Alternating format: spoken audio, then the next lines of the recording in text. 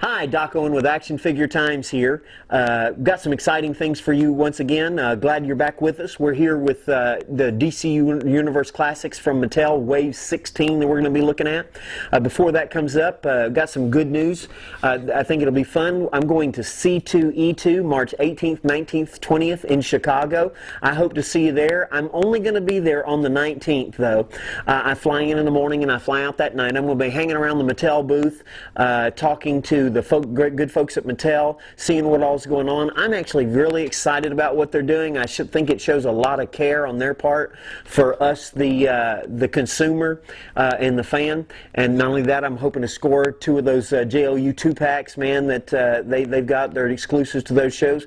Come out, be a part, come by and say hello to Mattel, and I hope I get to see you there. Now, a funny thing happened on the way to this review. I started the review, as you can see. I've got Jonah Hex here, and I've got his empty package here. I was having a grand old time opening up figures. I actually got down to figure 4, and not the leg lock, just the number 4 figure, and realized that my mic was not on. And I had said so many funny things. I had been having such a good time, and realized that you couldn't hear me at all. So anyway, I had to restart, and so this is part of that restarting process, and so you're not going to get to see me open up the figures today. I don't like to normally do that with you so that you can see it first as I'm seeing it, but I am going to go ahead and show you even the empty packages, because there's a couple of cool things on here I think that we ought to take a look at. Before we get into Jonah, let's go ahead and take a look at his package. One of the things I like that they're doing now is they're doing caricatures down in the bottom right-hand corner to me, left-hand corner to you. They're actually putting something that is like an icon that is for the character itself. I think this is kind of cool. It is something different rather than some of the other normal packaging, but so I'm kind of glad they're doing that.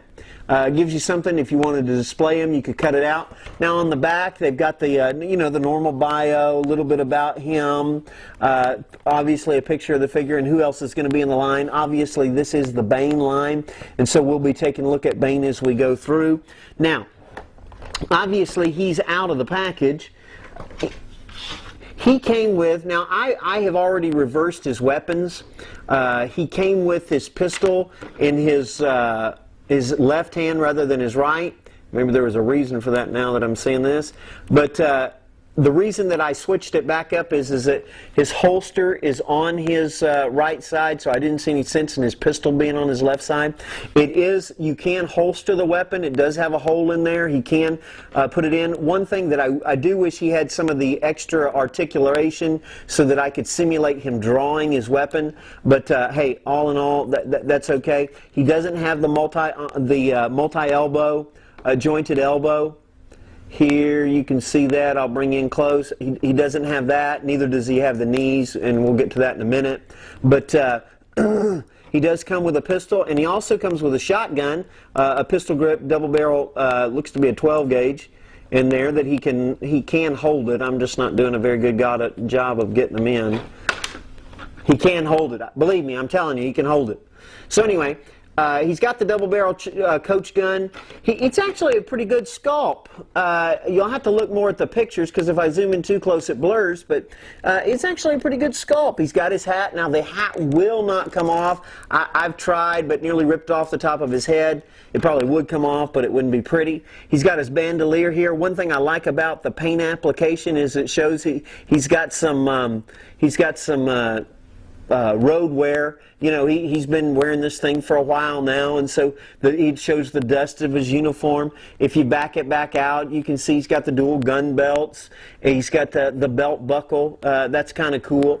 Now across his back, one thing that you can see is he's got the continuation of the bullets. He's going to need plenty of bullets. Now his 12 gauge will actually slide right into this holster right here in the back, so that he can reach over there, he can grab it and hold on to it just like that. He could reach over. Again, I wish he kind of had the multi-joints. Well, actually, you can almost get this one. So he could draw it, you know, so he make it a little bit more realistic. He does got some good movement in his joints in the top. I'm going to go ahead and holster his weapons so that I don't lose them. See there, it fits right in there. Now see, he does have some good movement. He's got good head movement. He's got really more head movement than we've seen in the DC Universe Classics. One thing that I think is kind of cool is he's got these boots, obviously, because he's a cowboy, but he's also got his spurs. That looks kind of neat. He's kind of got some difficult pants. One thing I think is kind of cool is on his bandolier. He's got these feathers here. Obviously, you know, he was raised among the Indians and stuff, so that's kind of a throwback to that. This is basically a pretty cool figure. I wish he kind of had a coat or something, or you could take his cap off. But it is a very, very neat figure. So I like him. I would encourage you to pick him up. You know, he's kind of surprised for the line, but I guess with the movie he shouldn't have been. But he's just a cool figure. So. Come on, partner. Go buy my figure. Now, so that was figure number 1. He was number 1 in the series, by the way. He came with Bane's left leg. Let me zoom this out here. Yes, the left leg. Now, Bane is going to be a big boy. You can tell that by the fact that his leg comes up to the middle of Jonah's chest. But there you go. All right. Now, figure number 2 is the Creeper. Now, he once again, notice in the packaging, he does have the little symbol here. I can't figure out what that has to do with the Creeper. It looks more to me like something from Teenage Mutant Ninja Turtles, like a Mouser figure or something like that. I don't know. So anyway, got a brief bio. You know, his bio changes from time to time, but it's pretty much spot on. Talks about how his secret identity is Jack Ryder and all those different things, so that's kind of cool. So let's go ahead and look into the figure. Now, the figure, I actually like this figure for a couple reasons. I like the fact that he is so thin and lanky. I mean, kind of creepy looking, if you will. So anyway, he's kind of creepy looking. He's kind of got some cool stuff going on here. He's very, very articulated. He can do the Jean-Claude Van Damme. He's got his feather ruffle on the back. You know, that's...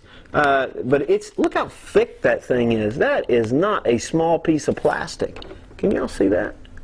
I mean, that is... And it's all solid. I mean, that's a chunk of plastic. Now, anyway, so we've got... you can kind of get a good look at his face.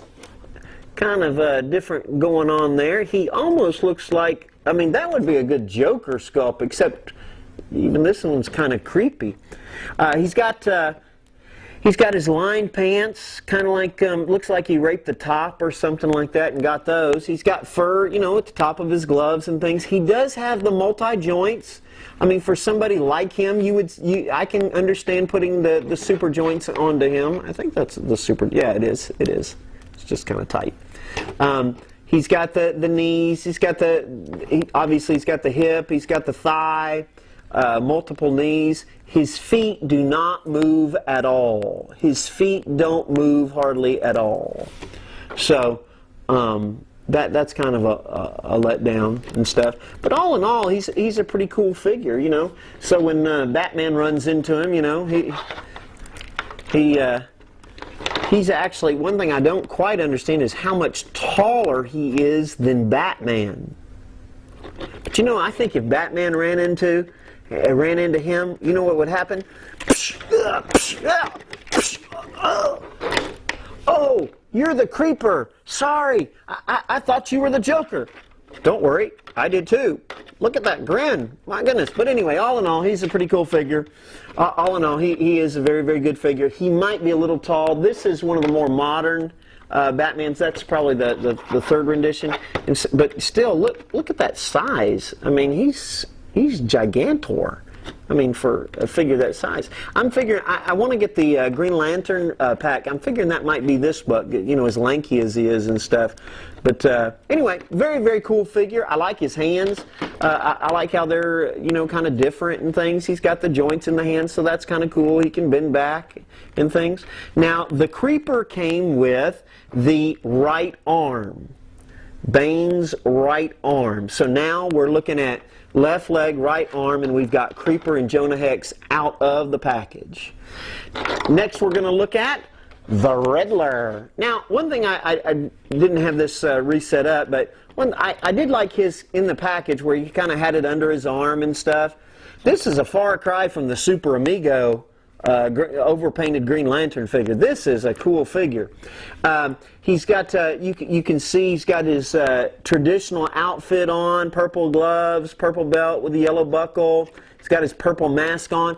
I do kind of like the sculpt. That's kind of, I think it's a pretty good sculpt, if you ask me. One thing I did not like about is on the back of his head there was some paint apps missing. Overall, I think that's the best of the only thing wrong with his paint application. He does come with his trusty cane, so that he can attempt to beat Batman over the head with it. Now, this is a far cry from the figure that came out. I don't have his cane with him, with at the Walmart wave, and then later Matty released to us because there was such an outcry of needing the figure. Now, you can kind of get a look at the size difference. I actually, when this figure came out, the old Riddler, I thought I liked the concept of making him look like he did in the comics, but with the bowler and stuff, but he just looks weird with that tiny head. It's a shame we can't put this head on this body, but then also, they really need to redo this figure, put some question marks on his sleeves and stuff, but in the meantime, this is a great throwback homage piece to superpowers and things like that. It's a very, very cool figure all the way around. Pretty simplistic. It'd be hard to mess it up. He's got a chest joint. He is, he's got a lot going on. He doesn't have the new knee joints, but he does have a knee joint. His feet move fairly well. At least his right one did. His left one, I don't know whether that's frozen or what. Well, that's kind of weird. Look at that. It looks like it's, can you see that? It's got some sort of weird piece on the back. I don't want to mess with it because I don't want to break it, but he does not have it on the other one. See that? Isn't that kind of weird? Can you see it? Yes. I'll try to get some pictures of it for the other thing.